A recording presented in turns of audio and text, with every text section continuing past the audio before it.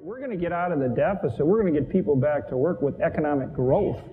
Even in the Paul Ryan budget, the budget increase is 3.4% a year, every year over 10 years.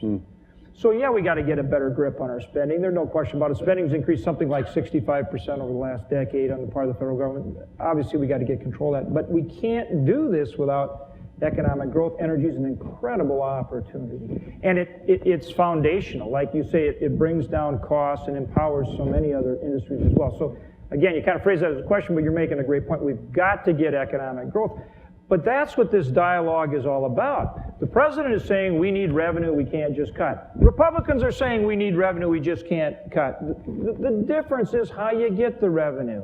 In other words, are you going to do better in terms of getting revenue if you don't raise taxes, if you engage in pro-growth tax reform, you reduce the regulatory burden, you empower investment, you unleash things like Keystone XL pipeline, a multi-billion-dollar project that's going to help us produce more energy, create jobs, and help eliminate our dependence on foreign oil from the Middle East? Or do you keep coming with stimulus packages where government continues to grow and spend more? Those are the competing visions for the country that we have to reconcile.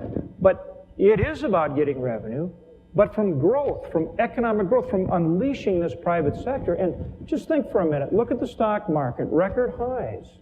Now, some will just dismiss that, oh, that's because Ben Bernanke and the Fed are continue quantitative easing and they're putting money in the system and that's all it is. Well, there's a lot more to how the stock market works than that. The stock market is anticipatory. And I would submit to you the fact that we're actually getting to grappling with the real things that we need to deal with in terms of the challenges this country faces with growing the economy and debt and deficit is being reflected in the market saying, hey, those guys are actually getting together. Budget Control Act, $2.1 trillion in reductions, and sequester is going to be enforced. So we'll actually have the $2.1 trillion in reductions.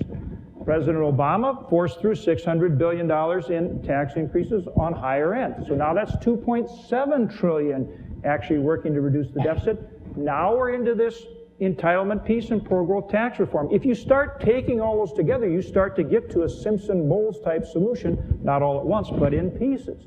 Maybe the market's looking at that and going, you know what?